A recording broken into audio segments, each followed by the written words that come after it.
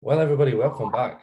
I honestly didn't think you'd ever see my face again on this. Considering a little background before we get into our amazing guest is that the story was behind when I left Inkylesconvo. Obviously, it was all belonged to me. It was like I had the rights and all that sort of stuff, and I had everything to do with it was me. But then I had some personal issues, so then we were meant to have a co-host come on. So somebody that I knew personally was meant to come on, but then he actually ended up moving away. So then we never could get anything. So for the last 6 months, it's been I kept trying to find a host and things like that, and I was like, I may as well just come on and do it myself because I actually enjoy talking to people. So today's writer, film producer, screenwriter, author, actually man of many things, is Dougie Brimson. How are you doing, mate? Good. It's Dougie, not Dougie. Oh, Dougie Brimstone. Sorry, mate. That's all right. I've been called worse today, actually. I've been called worse. So wait, what made you, what I'm interested in, and I think that a lot of people will be interested in as well, is that you've been in the film industry and writing and screen producing and all that for quite a while. How did you get your start in the industry? Luck, really. Or bad luck. It depends how you look at it. I did 18 years in the military. I was in the Air Force for 18 years. And then when I left, I fell into working on as a background artist in film and TV. So I'm one of them guys who was running around in the background, getting arrested and things like that, and fighting and sitting in pubs. And this was about 1995, 94, 95. And while I was doing that, my younger brother and we had an idea to write a book about football, about the culture of football. And we were very lucky in that we got that published. It was very successful. It came out around the time of Euro 96.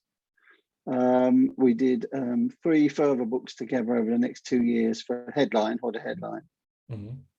And then me and my brother went our separate writing ways. And I've carried on ever since. I've been very, very fortunate with the books. The films came about again through luck. My first film was a short movie called It's a Casualty Life, which I did with a guy called John Baird from Aberdeen, who went on to direct Filth, the Urban Welsh book, movie of the Urban Welsh book, and most recently did the Laurel and Hardy biopic. And he's currently doing a film called Tetris about the guy who invented the game. And around that same time, I got in touch with a German woman in America who wanted to do a film about football hooligans. And we worked together on that, and that was Green Street, which was also successful. And then, I just carried on, really. I carried on from that. And then more recently, March last year, I had a pile of scripts which I couldn't really, nothing was happening with them at all. And so I thought, well, sod it, if I'm going to do it, I'll do it myself. Let's produce them myself. See, I've done most things, might as well have a go at that. And so we started Red Bus Movies, which is a company, and it's been a roller coaster ride ever since. It's been fantastic. So we filmed our first movie in March, and there's another 2 close behind. So it's been good. Wow, well done. So was there, I know you said that there was a lot of scripts piling up, but what was the reason? Because you thought like that you had them there and you're like, the only one that could do this properly is me? Or was there another No, reason? it wasn't that at all. I'd written, I did Green Street, and then I had a gap because I always regarded screenwriting as a hobby. In fact, I always regarded writing as a hobby, really, because I never really knew how I was getting away with it. And screenwriting was very much a secondary job. And then I was asked to do an adaptation of one of my novels, which was Top Dog. So I did that, and it was okay. It was a decent experience for the most part. And then I did another film after that called We Still Kill the Old Way. But in the meantime, I had a few ideas that I thought these are good films, but it's very, very difficult to get a movie away. You know, it's incredibly difficult. And I'm not a networker. You know, I'm not a people person. I'm a writer because I like being on my own, really. I'd write a script and we'd punt it out a few times to a few people and get some interest. We got close a couple of times with a few different projects, but I get bored of it really easily, and so I just go on to something else, or do another book, or go on holiday or whatever. And a couple of the scripts I had, I knew they were good scripts. I knew they were good stories, because I write in a really different way and produce in a different way, which is one of the reasons why we set up the company. Because for those who don't know how it works, you know, you write it's all about the story. You know, you could teach anyone to write anything, you know, be it a book or a script, but you can't teach anyone to tell a story. You can either tell a story or you can't, in my. And I can tell a story. It's a gift I got from my dad, who was an entertainer. And my way of working is I'll write a script, take it to like a second or third draft, so we've got the story pretty much pat, and then we'll bring a director in, because what you see on screen is the director's version of my story. It's not my story. Right. Okay. And so I'll bring a director in and work with him to give him what he wants, because I'm not precious about my scripts or anything like that. Right. And it's a good way of working, because it saves a lot of time. A lot of writers will just polish a script, you know, 15, 16, 17 times we did one script. We wrote one script. And even then you'll have people come in along the way, producers or directors or whoever. And it's, yeah, I like this, but can you do more of this? Can you do more of that? You know, I don't like this bit. So you've got to take bits out and rewrite it again based on someone else's opinion, which is great if they're giving you your money for it. Not so great if they're not giving you money. And so I got bored of that process, and we decided to do something different, which is what we're doing at the moment, and get a script that's at quite an early stage, and bring everybody in, bring all the components into that production process, and get it to a point where we can actually film. And if you get the right people in, and you also bring in the people who find the money, or you bring the money in. So it's very much a team process. It's a collaboration. I mean, one of the things I got from my military life is you've got to work as part of a team. So everyone in that team has got a job to pay. You know, everybody has got to contribute. There's no slackers. There's no friction. We've got very strict no a-hole policies in the company. Everybody's got to like everybody we bring in. If they don't, they're out. Anyone causes problems, they're out. You know, it's my decision. And so far, it's working really, really well. It's shook a few people up, the way we're doing stuff differently. We're working very differently, but it's working, you know, and it's working. You know, in 10 months, we've got 3 projects, 1 greenlit, 2 close to being greenlit, TV series close behind, and 4 other projects that we're developing. So, yeah, it's going great, guys. Mad. It's just mad. Should have done it 10 years ago. I wish I had. It's the success you've had, and the success you've had since you started it last year is like, you've literally just been on like a projectile up the way. Was there a reason, like you just said, was there a reason why you didn't start it 10 years ago? I know you've always didn't been think of it. involved. Just didn't think of it. Oh, I had no interest. You know, I mean, one of the things you see a lot now is you see a lot of writer directors. And one of the reasons for that goes back to what I said before about, you know, a director, it helps develop the story and mold the story. I've no interest in directing. I didn't really have any interest in producing, because I'd worked with producers before, and it just didn't appeal to me at all. And I'm not a network. I'm not a network person. I don't like it. I don't like small talk. I don't like, ironically, I don't like talking about myself that much. Yeah. and so I'd worked on a project to help another guy develop a project, and he said, "Well, what else have you got?" And he's a business guy, he's an entrepreneur. He's not anything to do with the film industry. We just had an idea for a TV series, which was just a brilliant idea. So we worked on that together. And he said, "Oh, I've enjoyed this. So what else is there?" So we pulled this other script out, which kind of encompassed a few values I've got in to do with, the film business. And I said, "Well, why don't have a look at this, see what you think?" And he read that. It's a comedy. And he said, "No, let's do it." He said, "In fact, why don't we just form a company and we'll do them all? See how far we can get with more. I'll raise the money and do the deals. You do the creative stuff." And one of the big things, within literally 4 days of setting up the company, and it's quite an important lesson, I think, I hadn't realized before. Because when I was pitching stuff out before, it was my name. So it was Dougie Brimson. So people think about Dougie Brimson, and it's always, it's the guy who wrote Green Street, football hooligan, blah, blah, blah, blah. Outspoken, gobby, Tory, whatever it is, whatever. And a lot of people don't like that. And they've got no inclination to work. They had no inclination to work with someone like me. Didn't even know me. It's just all by, rumor, reputation, or whatever. Yeah. And all of a sudden, I've got Red Bus Movies Limited, which is an actual company. And literally within 4 days, we had a sniff on a movie. Because all of a sudden, you're not an individual; you're an entity. And it's if you've got a name, it actually means you're serious, kind of serious. And it just went. It was crazy, absolutely crazy. People started to take us seriously pretty quick.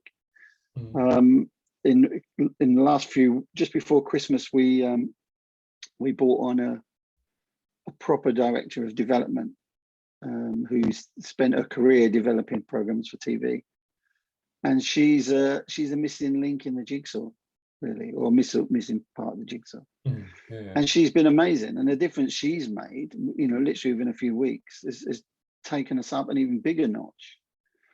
And it's just about getting the right people in, putting them together. But why I didn't do it before, I just never thought of it. It's crazy.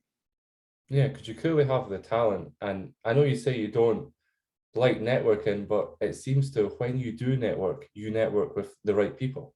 Like, you seem to just find you don't network with the... We've been really lucky. I mean, the people we've brought in and work with are kind of, Chris, my business partner, he's the networker. That's what he does. He's one of these people who'll bang on the door until someone answers it. Whereas I don't like using the phone either.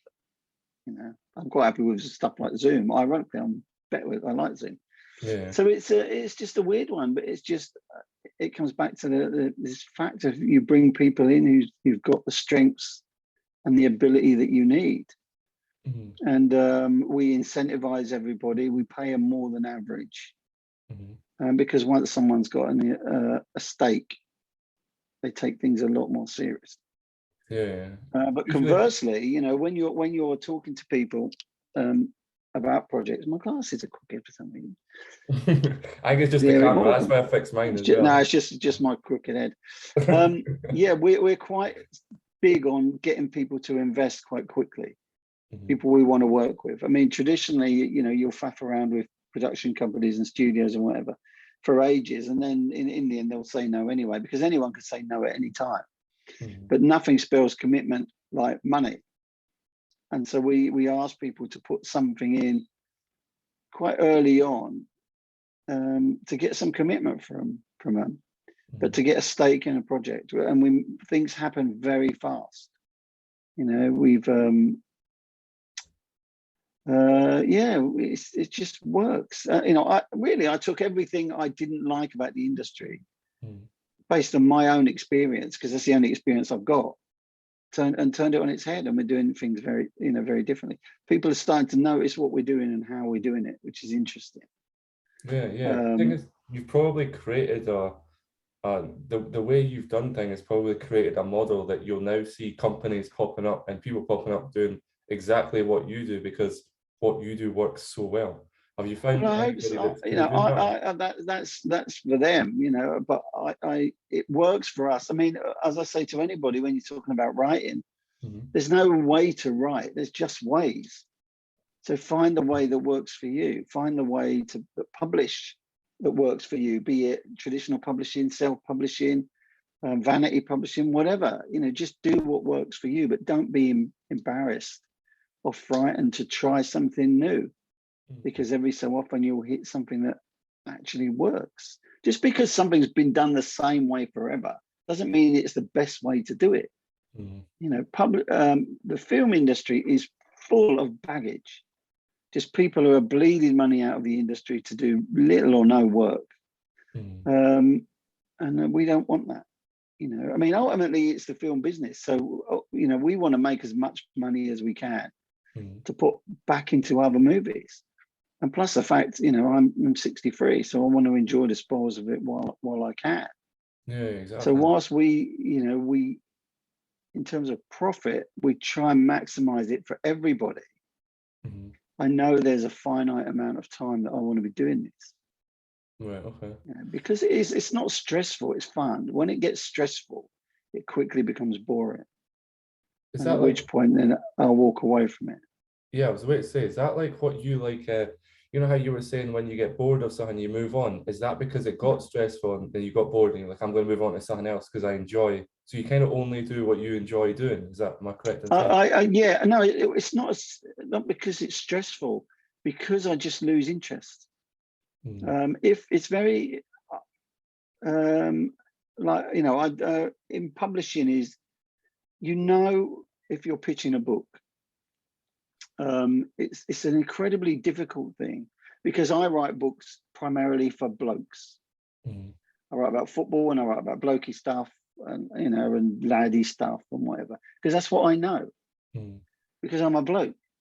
Mm. I don't know about chick lit. I don't know about 18th century, poverty in the upper echelons of Scottish society. I don't know any of that stuff. And I'm sure as shit not going to research any of it because it doesn't interest me.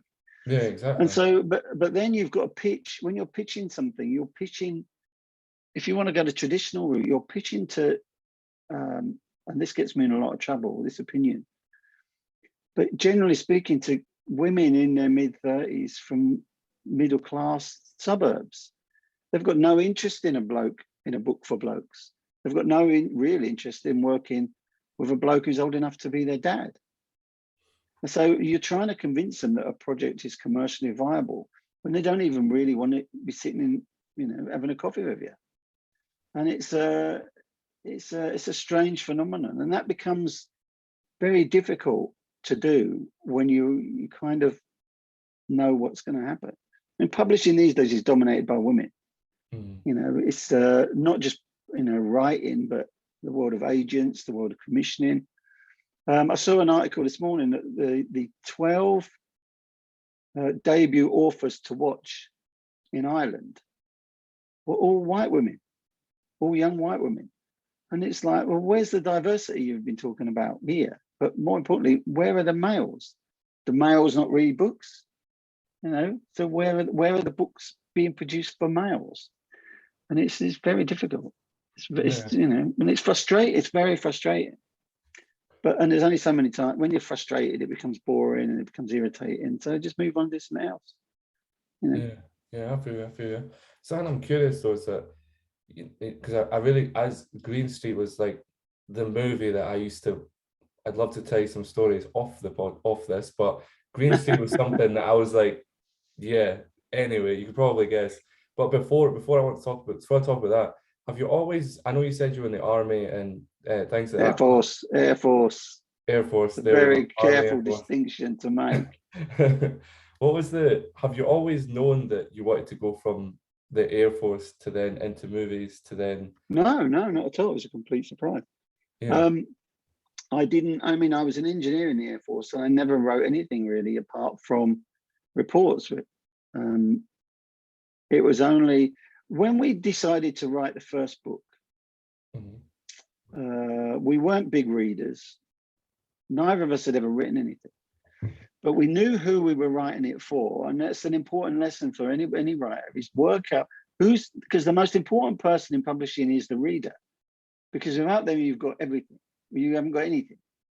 So focus on the reader, focus on, who your market is, what they like to read and how they like to read.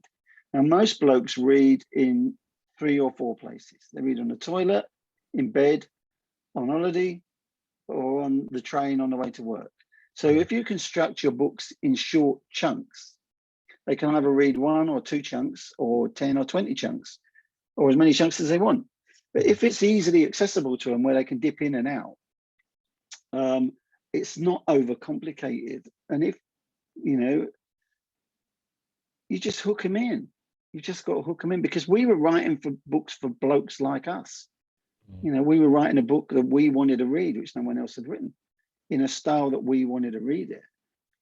And it just worked, because no one was writing for these guys, and those guys are still out there, and still no one's writing for them. It's insane.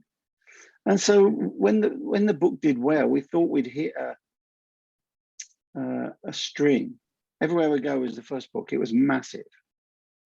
And we thought it was going to be, it was like J.K. Rowling. You're going to write one book and you're living in a castle in the middle of nowhere. And it doesn't work like that. And so we just carried on really mining this vein of success we had, but focused on our market. It's all about the market. Like film is the same. They make these films and punt them out in the hope that what people want to see them. But why not make films that people actually do want to see? It's easier. It's, you've got more chance of success, and you've got more chance of making money to make more movies. Yeah. It's simple to me. It's simple economics. Yeah. The film industry, which is being propped up by the lottery, which is no bad thing, keeps people in work. Supply and demand, isn't it? So you're supplying what people actually want, and people want to see. It's basic supply. I mean, I wrote about this a long time ago, and I said, if Tesco's, sold beans and sweet corn in the same tin, and nobody liked it, let's stop selling them and sell something else. Yet with movies, you see this constant stream of movies which nobody goes to see, which just lose money, and they still keep punting out these weird, diverse stories. In that, the big thing now we get is this story needs to be told. We need more films by minority groups, for minority groups. Yeah, by definition, they're a minority group, so they're not going to go and see it. You're not going to make any real money off it. It's a market, it's a movie business. Treat it as a business. And the most important thing for any business is who your customers are. And if, too many people don't focus on that. It's crazy. Yeah. I think it's having the knowledge. Would you say, like, if you're going into an industry like, movies, even music or anything, you actually have to know that kind of have to know what you're talking about a little bit. So because you had a lot of experience before you went into the role you're in, would you say you need that, or what's your opinion? I mean, my experience was generally, in the military, being in the military, if you want a decision, you get a decision. And if you don't get a decision, you make a decision. Well, in movies and in publishing, in my experience, you're always waiting for somebody to make a decision. And however far along the line you get, anyone can say no at any time. It happened to me on a film about 3 years ago. And it's a killer, because you're effectively pushed straight back to square one. And you could have spent 2 or 3 years on a project and not earn any money off that project. And all of a sudden it's dead. So you need to move fast. And the fastest way to move is to be in a position where you make the decisions. And that's where we are. That's why I'm sat in front of you now. I've put myself in a position where I make those decisions. If something isn't right for us, we don't do it. If someone is wrong, we don't work with them. Simple as that. There's no point, because we've got certain rules within the company. The first one is that it's got to be fun. You know, you've got to go on a film set and enjoy being on the film set. Yeah, you're going to work hard. And one of the other rules we've got is I employ 25% of the crew, cast and crew, are veterans. Just, you know, not only to bring veterans into the industry and give opportunities to veterans in the industry, but because I know if I tell a vet I want something done, it's going to get done. I don't want to have to chase him around, you know, because that's the ethos that's kind of drummed into you in the military. So there's lots of little rules, but you know, it's got to be fun. If it's not fun, then what's the point of doing it? 100%. And we have, you know, we have a lot of fun. Yeah. So Hannah, I love asking people because people are kind of always curious about this, and it's always like a surprise question is, what would you say is like your biggest flaw professionally, and then what's your biggest flaw personally?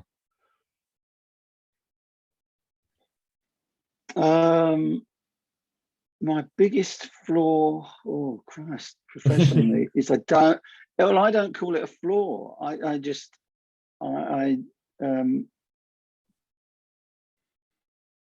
Personally, all right, let's do personally first. Personally, I am not very tolerant of people in the industry. I'm very impatient. And if I need a decision, you know, one of the odd things about starting a company is that I've surrounded myself with people who I can leave and know they're doing what I need them to do. But that in itself is quite frustrating because they don't always tell me what's going on. So I'm waiting. They'll only tell me when something good's happening. If that makes sense. Yeah. But I have to trust that they're actually doing the rest of it, which I know they are. And that was quite difficult initially to let go of that, because I like to be in control of everything. But I don't know. That's a weird one.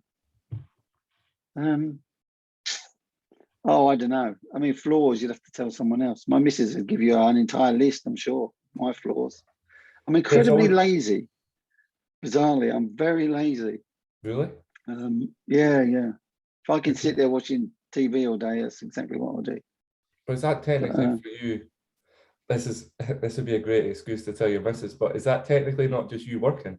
Because you're seeing That's what I say to her. Yeah, I'm thinking. That's thinking time. Yeah. I'm watching this program. I'm watching Lord of the Rings because I need inspiration. Yeah, I'm sitting in Costa's watching out the window because, you know, I'm a writer. That's what I do. That's where I get my stories from. It's complete crap. Mostly complete crap, but it's a good excuse. So it's I don't know. I just plod on and get stuff done. You know, I get bored easily. Yeah, mostly. What would I think that the something that most people, because again, I do have some things I want to ask you, but how do you deal with like, I know we talked before the podcast, but how do you deal with negativity? Like, how does it affect you mentally at all, or do you just see it and then it goes away? Or no, I mean, I've got a lot of people. When we first started writing, we got a lot of criticism. You know, because we weren't typical writers. We were writing about a subject which was kind of, you know, football hooliganism and violence and stuff like that, in a way which wasn't glorification, but it was more of an acknowledgement about what it was, you know, what it was. And we never hid away from the fact that we loved it. You know, it was very exciting. We loved being in that world. We weren't heavy duty in the world, you know, but we liked being around that culture. We weren't apologetic at all. And we stood up for ourselves, you know, and a lot of people didn't like that. With negativity, at first it was a pain because you think you're going to be welcomed into the world of, you know, literary festivals and that sort of stuff, especially when you've got, you know, 3 #1 books sitting on your backlist. Yeah. I've been invited I started as a pro writer in 1995. I think I've been invited to 3 literary festivals in all that time.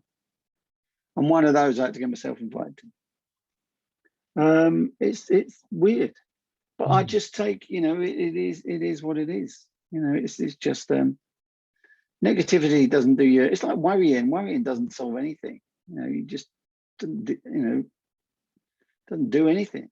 Just carry on, plod on. It makes it worse if you worry about something. It can actually make it. You can actually end up blowing Well, away I out the mean, most of water. the time, if you're worrying about something, you can't affect it. You know, you can't make people like you. They either like you or they don't. You know, there's a lot of people in publishing and in movies don't like me. I don't give a shit.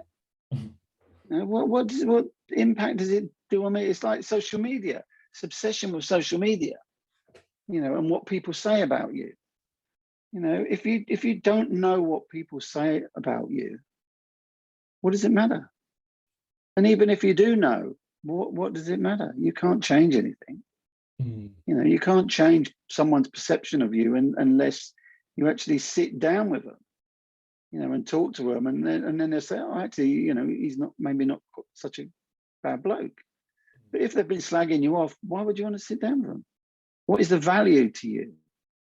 You know, I do a lot of work on a lot of discussions about trolling and stuff like that on social media. And I say to people, you know, why, if you go into a bar and someone says, if you come back next Friday, I'm going to smack you in the mouth, would you go back in there next Friday?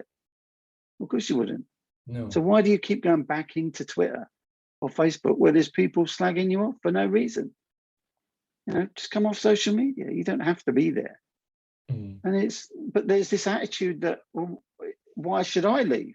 Why shouldn't they leave? I mean, and if you analyze that as an argument, it's the most ludicrous thing. You know, why would you want to be in an environment where people are giving you grief to the point of suicide, you know, being suicidal? Just come off. It's mad. What value does it bring? What value does Twitter bring to your life? Probably zero, other than it's entertaining. But if it stops being entertaining, come off it. Do something else. Write a book.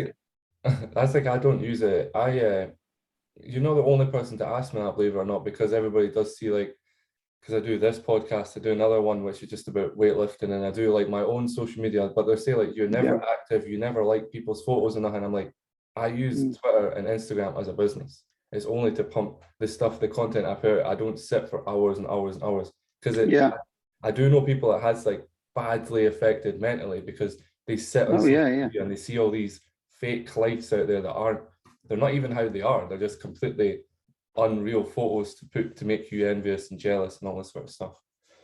It's a crazy phenomenon, social media. I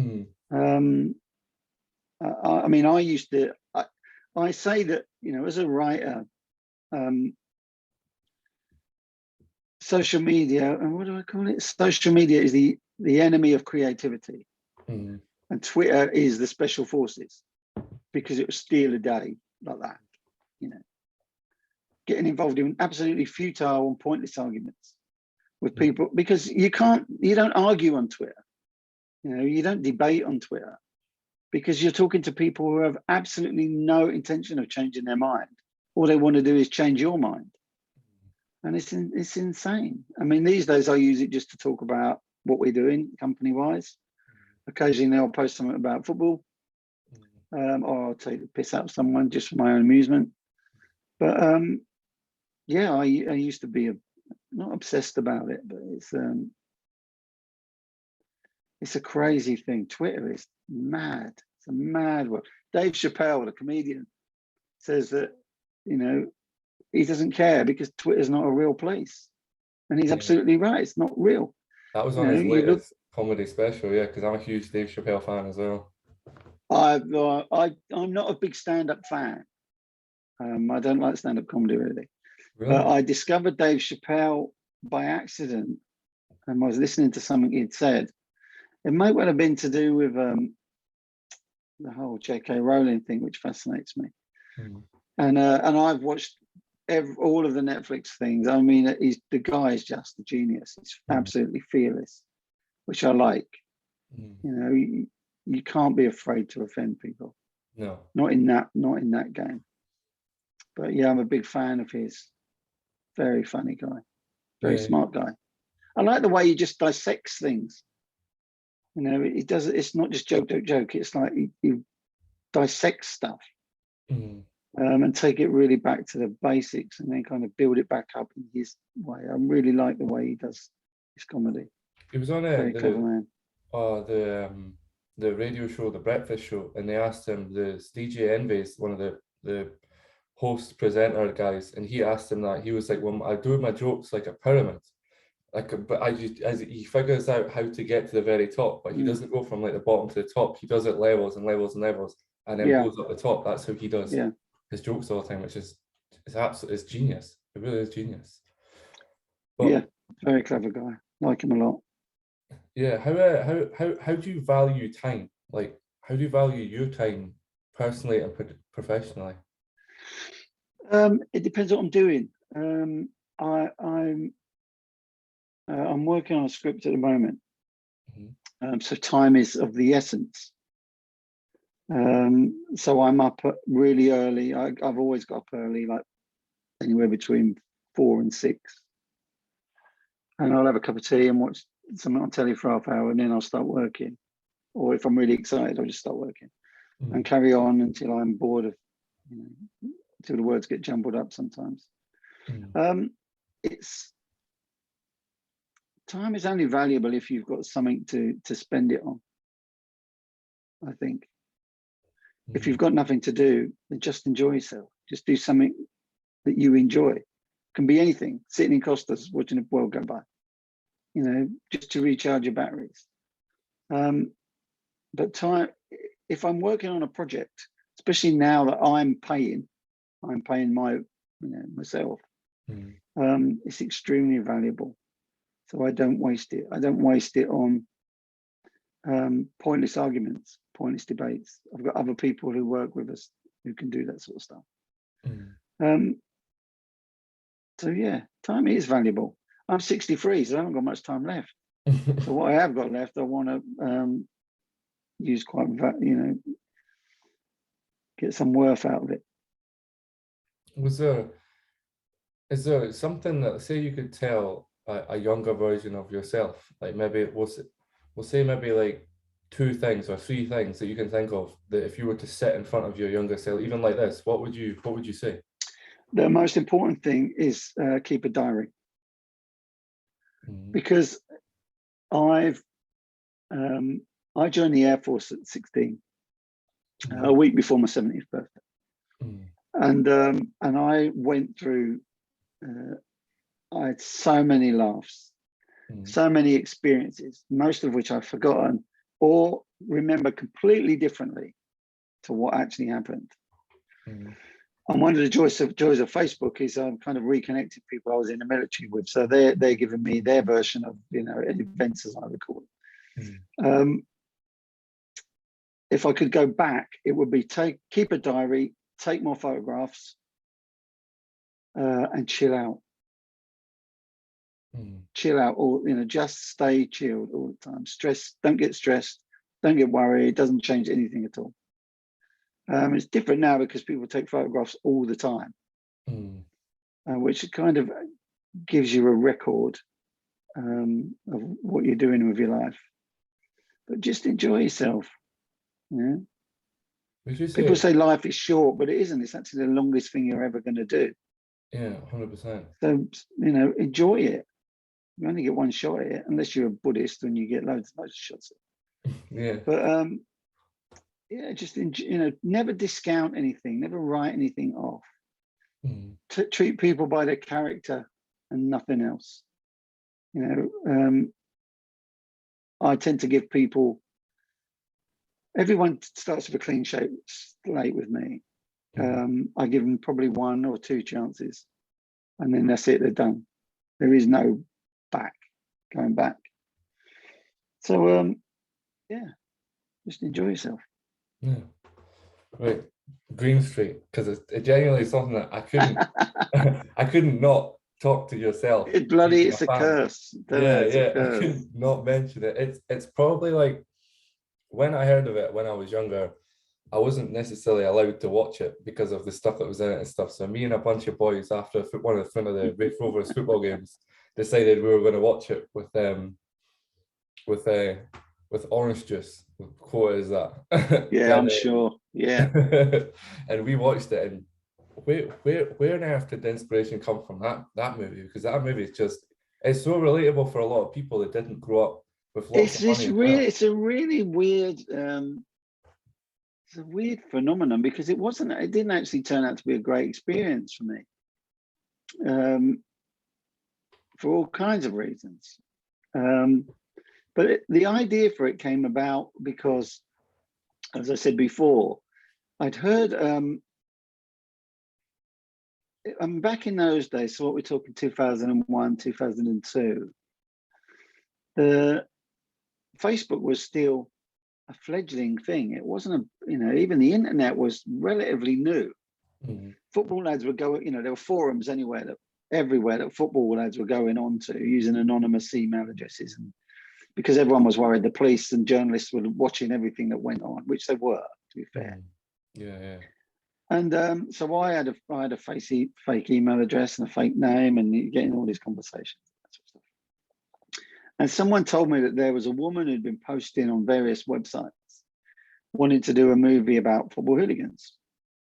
And so I tracked her down, this German woman who lives in America, tracked her down, got in touch with her, had a few discussions to sound her out, and she was sound.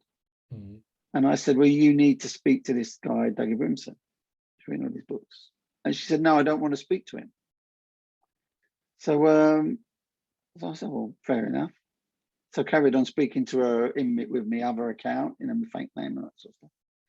And in the end, I said, look, you really need to speak to this guy. He's perfect for you in terms of his knowledge and his experience. And she said, I've already spoke to him. And I knew she was lying because it was me. She didn't spoke to me at all. So in the end, I persuaded her to contact me for real, and she did. And she explained that she wanted to do this story. It had to be of an American appeal in some way, which really narrows it down. Because you're kind of stuck. If you need an American in the story to appeal to an American audience.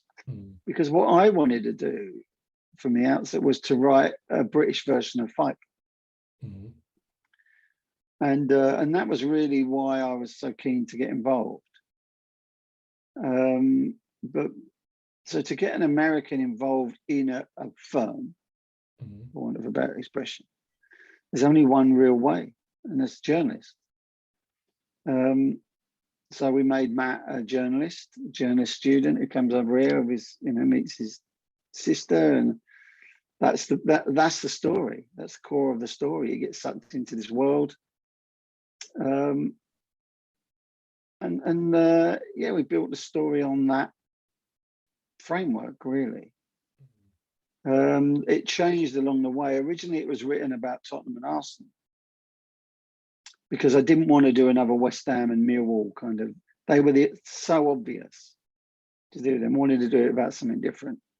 But West Ham were the only ground that they could get into to film. So we had to change it. And one of the producers had heard of Millwall anyway. And they were the ones putting the money in. So we basically did what they said. And it's, and then Lexi was the director, and she got nominated for an Oscar for a short movie. And all of a sudden, they were throwing money at us.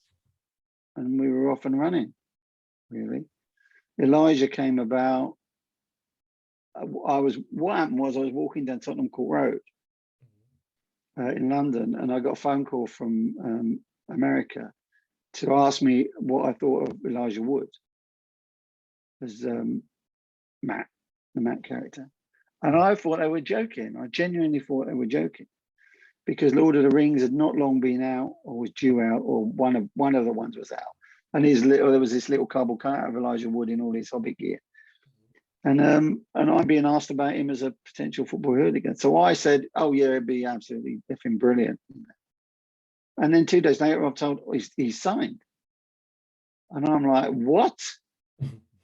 And he's signed. He really wants to do it. Well, okay then. And I kind of knew then it was we might be in trouble. And then when they cast Charlie Hunnam, it started to change from my idea of being a fight club, a British fight club, into being a buddy movie between these two guys, Matt, the Elijah character and the Charlie character. And everything started to not unravel is the wrong word, but it started to become a very different project. I knew it'd do well. It was obvious it was going to do well, but they started trying to change dialogue. They started trying to do lots of little changes which were not authentic. And one of the things that drives me is authenticity in everything. And because I knew that I was going to have to sit down with my mates and watch this movie. And if it was crap, they were going to tell me it was crap. And I didn't want to put myself through that. And so we started to have lots of arguments about different scenes and bits and bobs. And in the end, I got involved in an argument over a particular scene. And I got banned off set for talking to the actors, because that's not my job. And it's true. It isn't a writer's job to kind of work with the actors. It's a director's job. And I learned a lot of lessons on that movie. But by then I'd already decided to walk away anyway. But it was a big success, So I'm not going to take it off my CV. No, definitely not. Certainly not. Still opens doors to this day. A few years ago, we were going to do a proper sequel because 2 and 3 were nothing really to do with Green Street at all. No. And we'd come up with an idea because I wanted to do something more with the Bother character. Because I worked with Leo on Top Dog. He starred in Top Dog. And we wanted to do, we both thought more to the Bother character that could. So I came up with an idea for a sequel. We got in touch with most of the cast, really, other than Charlie and Elijah. Charlie was obviously dead. Charlie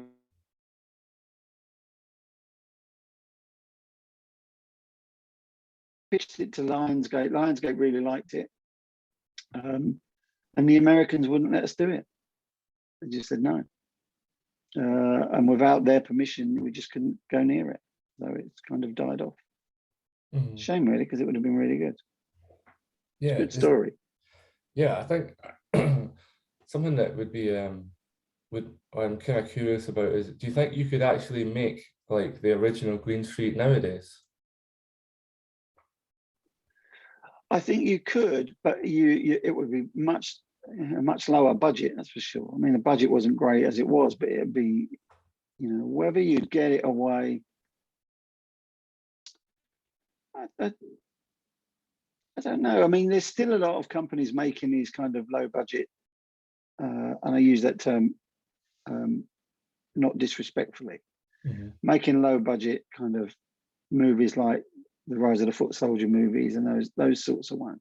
And there is a market for them. They make money. Whether you do one on as big a scale as Green Street or not, I don't know. I don't think the studios would be as receptive. I mean, I wouldn't do one now. Wouldn't do another kind of thug stroke gangster movie.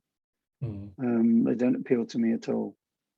I want to do stuff that's a bit smarter than that. That's what we're doing anyway. That's what we're planning to do. So I don't know. I mean, it's a massive movie. I don't know why we haven't seen more of that scale. On that scale. I mean, there's been other ones, Away Days, Cass, which was good. There's been a few more, but I don't know. Don't know if they make it now. They're very reluctant. I mean, this whole world of woke is just killing. There's an article in the Daily Mail this morning actually about how wokeism is killing Hollywood, and it's true. It impacts on everything we're doing. It's crazy, absolutely crazy. It was the whole fact of like, because I mind when I can't remember what it's called, but there was a mafia movie that came out on a movie came out on Netflix with like Robert De Niro and I think Al Pacino and everything were in it. I can't remember what it's called, but was it The Irishman? That's the one, yeah, The Irishman. That movie I absolutely love that movie, and it blew up and it became like the giant it is today. But it got a lot of backlash because all you're doing is, it said from the movie, said from people, not me, from the people that were saying about it, was like, all you're doing is kind of like glorifying gangsterism and mafiaism and all this sort of stuff. Yeah, yeah, I heard that yeah. back Green Street days, even back then, they were like, all you're going to do now is entice people to go out and buy the Stone Island jumpers, which we all kind of had. And then you're going to entice them to go out and start fighting over football and stuff. But Yeah, I mean, we had it back then. I mean, I got called, one of the papers called me the football hooligans pornographer in chief. Another one called me the Yob laureate, which is great thing. That'll be on my gravestone, I reckon. We got it, you know, we were getting attacked all the time because, you know, and it goes back a little bit to what I was saying about publishing. It's just snobbery, you know, because they don't understand. I don't want to make it a class issue, but it's that's working class culture, kind of. And you know, we traditionally see working class movies as everybody's poor, everybody hates Thatcher, you know, no one's doing anything, living on the dole, smoking dope and sniffing coke, you know, this is crap. You know, but that's how they like to portray us, because then they can blame everybody else. You know, everything's a Tory's fault, everything's the rich's fault, and it's all it's crazy. Yeah, we need more stuff that kind of celebrates working class culture positively, you know, because most working class people I know are having a whale of a time. yeah, You know, exactly. it's mad. It's this snobbery, and the snobbery goes through publishing like a rash. You know, it's the same in the film industry, but it's lesser because you've got more opportunity. The thing in the film industry is you can do it yourself.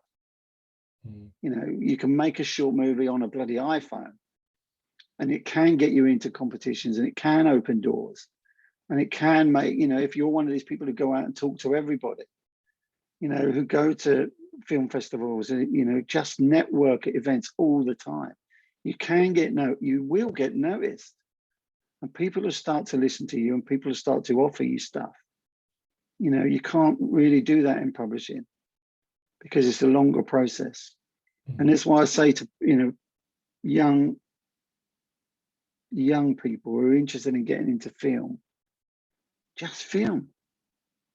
You know, you don't need to go to film school. You don't need to study all this stuff. The best thing you can get is experience. So, you know, there's loads of websites that are always looking for crew, you know, to go and help out on film sets, even on shorts. You know, they film one over a weekend or over nights. You know, just offer to go along, make the tea, do whatever, see what goes on, see how it works, meet people, because the more you do for people, not necessarily for free, I wouldn't argue that, but the more willing you are to be involved, the more likely you are to be thought of when they're doing another one and invited along to do something. And it's about being part of a team. You know, I like to work with the same people because I can trust those people. You know, and some, you know, at the beginning they might not get paid. At the end, they will get paid. You know, and on the next one, they'll certainly get paid, and they'll get credited, and all these sorts of things. And it's all about giving opportunities to people. You know, but you've got to seize those opportunities. It's never been easier to get into the film game or the TV game than it is at the moment. There are courses being run everywhere. There are people shooting movies everywhere. Just jump in and do it. If you don't like it, great, but at least you've had a shot. You never know. And never give up. That's the one rule I would say to people. Never give up. I'm 63 years old. I've just started my own film company. Now, this time last year, I was retired, effectively retired. Because I didn't want to do another book. Wasn't interested in doing a movie at all, really. We had one project on the go that was going okay. It was very slow. And then bang, you know, you never know. So never give up. Yeah, I think that's something that people don't realize as well, is that like a lot of people, like I go to uni and we're doing it's like radio and broadcasting, but it's from everything from like TV to all this sort of stuff. And we get people in all the time or over Zoom just now, as you can imagine, telling us that, you know, you're getting qualified, good for you, but what are you doing outside of this? Like, you're only in uni, college, whatever, you know, Monday, Fridays, but what are you doing every other single day of the week? And a lot of them are like, absolutely nothing. They're like, well, if you go and get a degree and you've got nothing, you're not going to get a job versus the guy that's been doing all this work for months and months or years. Exactly. I mean, it's about, you've got to fill a CV. You need something, you know, I say to people all the time, just, you know, if someone gives me a resume, okay, and there's nothing on it other than went to film school, blah, blah, blah, blah, blah, and that's all there is on it, I'm not going to hire them, because I don't want to, if you're 19 or 20, I don't want to teach you about the world of work. I need to know that you understand what happens at work. And I don't care if it's you work in Starbucks or McDonald's or done a bloody paper round, I don't care. As long as I know that you understand about the concept of responsibility, the concept of grafting, and the concept of, you know, a kind of a hierarchy. And so I say to people all the time, just get out and do something. Everything you do is going to build, not just on your resume, but on your personality, because you're learning every day. You know, try and learn stuff. You never know what's going to you never know who you're going to meet, what's going to be important, you know, what's not. If you've been in Starbucks and, you know, you can make a brilliant cup of coffee on a movie set, you're like a legend. Because most people just, you know, it's bloody Nescafe and a cup and pour water on it. It's crap. So if you hand me a decent cappuccino, you're in, and you'll be on the next one as well. You know, that's kind of how it works. But the only person who can get that experience is you. You can't get it from anywhere else. So that's what I say to stuff. You doing stuff like this is great, because you're learning about, you know, not just about the process of podcasting, but about the process of talking to people and interacting with people and interviewing people, where they're really important skills.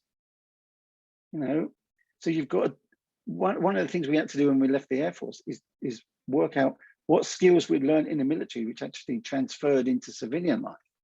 And the stuff that we used to do, all of it would transfer in one way or another. It's just finding how it transfers and how you apply it. So, but if there's nothing there, you know, sat in my room playing on an Xbox all day has no appeal to anybody. You know, it doesn't work. So get out and get experience. The more experiences you've got, you better. By definition, the more experience you've got, the more experienced you are. You know, and experience will open doors for you. Because you just never know. You never know what people are working on. You never know what, you know, you've got in common with people. Yeah, it's graft. That's why I always tell people that, because as you can imagine, like with this kind of type of podcast as well, I probably spoke to well over 100 people to try and get 14, 15, 16 people on. And they all say, like, what benefit does it have to me? And I'm like, well, you never know who I could be speaking to who's like, you know what, Kyle, yeah, that's just, actually, to me, that's bullshit.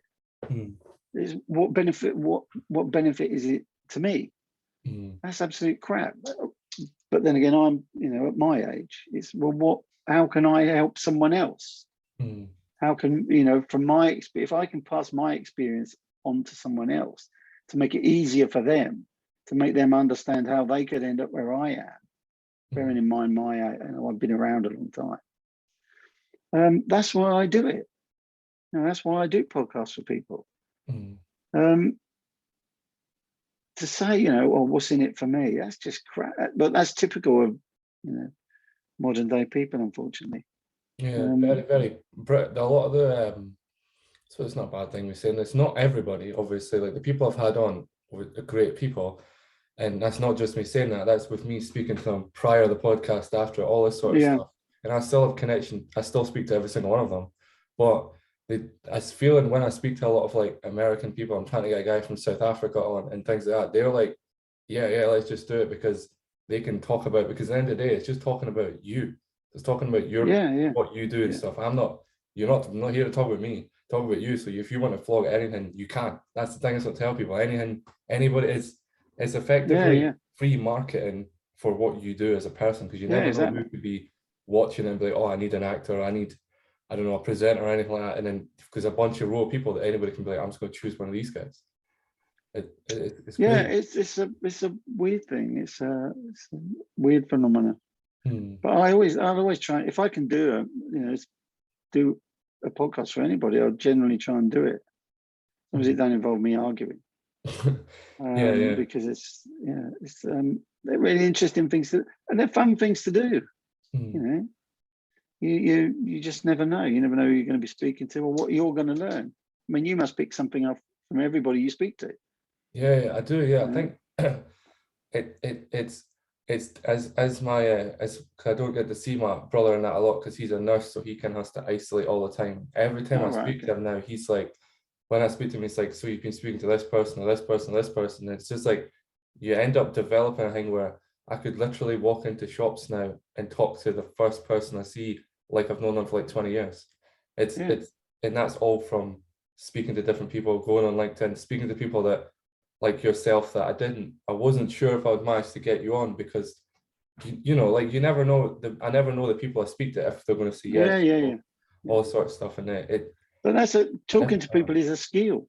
yeah, You know, it's 100%. it's a really valuable skill. I haven't got it. I've never had it.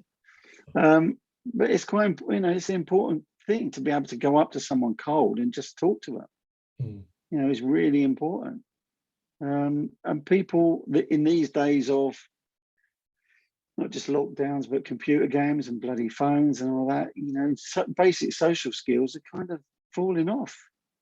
I dread to think where my grandsons are going to be in bloody 10 years' time. They barely say a word as it is, unless you cut the broadband off while they sat there. It's yeah, it's really, really strange. When you get to my age, Christ, I sound like my bloody late dad now. That you look around you and it's just baffling some of the things that are going on, which you might think are quite normal. We just think, what the hell is happening here?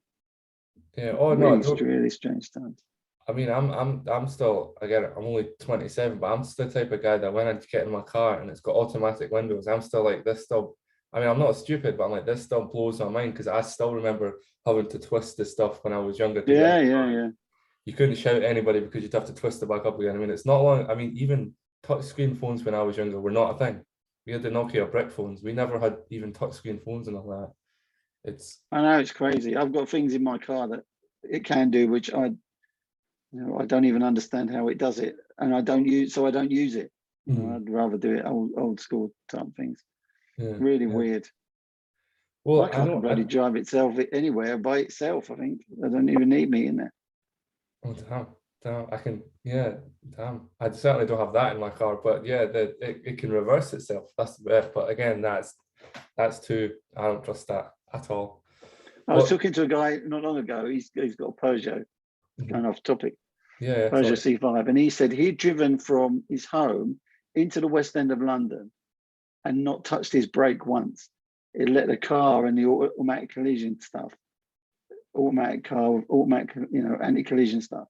Mhm, He'd purposely let it drive itself in. All he'd done was steer it. And even then he had this thing which kept it between the lanes.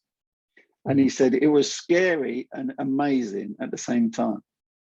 Because he's trickling along at 5 miles an hour, knowing he's not going to back into the car in front. It just stopped itself. But he did it as an exercise. It was really phenomenal. I couldn't do it. no, I But don't. that's I what they don't. do now. It's insane.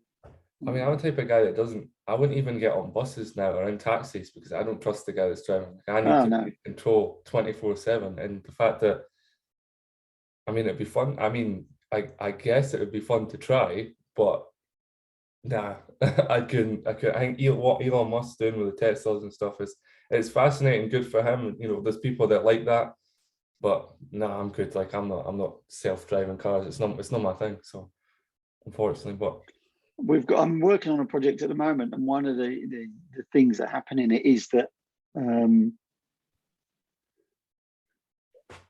electricity as we know it ceases to function. okay. And so you've got a world basically without communication. Mhm. And it's really you know, really interesting when you start to dig into the impact of anything that uses radio waves not working. So even from, you know, microwaves to mobile phones, nothing works. Even key fob for your car just doesn't work. You know, when you dig down into how the impact and something like that would have on society, it's immense. It's crazy. The thing is as Fascinating. Well, yeah, I don't think with having technology now, I mean, for example's sake, when I get in like I don't want to say his name, but when I get in my friend, one of my training partners, when I get in his car, it's automatic. So the fact that mine is manual, you take that for complete advantage. Like it's those little things. So I couldn't even getting up in the morning and turning the light on or turning the coffee machine or the blender on or anything like that. If you didn't have, that'd be an interesting project would to be to actually like not use any electricity for maybe like a week or something like that, and just or not any waves, nothing like that. Just go by the manual stuff like they used to do a long time ago. That would actually be, that's not a bad idea. That's quite a good idea. It's really interesting. It's quite scary. I mean, but I live, you know, when I was younger, we used to have power cuts, so you had no electricity. You know, it's crazy times. It's really interesting. I mean, we take all this crap for granted, you know, but it's all of a sudden to not have it is terrifying. Absolutely terrifying. But you just can't function, you know. Yeah, you just kind of get used to it. Human spirit, as they say. Yeah, as if you didn't have it, you would, what you don't have you don't miss, but when what you do have you do miss. It's that type of thing. What you've had and then suddenly don't have will be interesting. If you dig down and think about that, and you don't have any form of communication at all, you know, no heating, no cooking other than gas. If Putin cuts the gas off, then we're really screwed. You know, that's how simple it could be. So we're in dangerous times. Yeah, I think the next 5 years are going to definitely change the way we see things anyway, like completely, in my opinion. But then again, we've always said that. You know, when I was in the Air Force, it was in the middle of the Cold War. We expected to be bombed by Russia at any minute, you know, if essentially any minute. And it never happened. So you never know what's going to happen. That's what makes life so interesting. Yeah.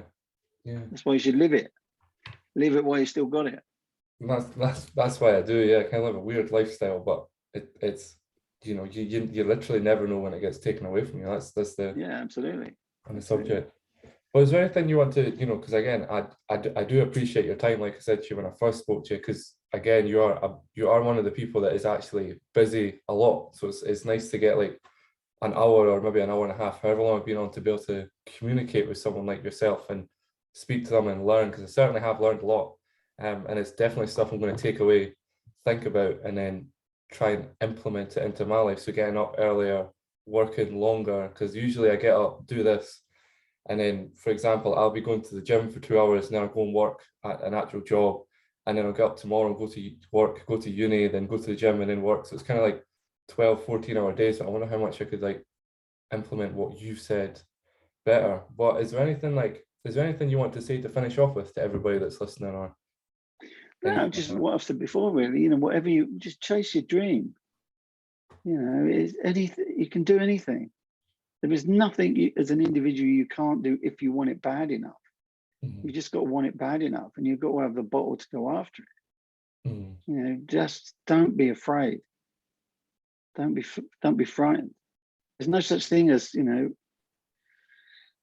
bad advice. There's just advice. There's no such thing as a daft question. There's just daft answers. You know, just ask and learn. You know, do anything. You can do anything you want. It's never been easier to do anything. Literally anything. You just got to want to do it bad enough. Yeah. Well, do you have Twitter or Instagram or anything like that you want people? Anything you want to get me on is generally at Dougie Brimson. At Dougie Brimson, right? That will be Twitter, Facebook, Instagram, LinkedIn. I'm on them all really. Websites, dougiebrimson.com. or redbusmovies.com. That's about it. Yeah, well, thank you very much for your time. It means a lot. Thank you very much. You are most welcome.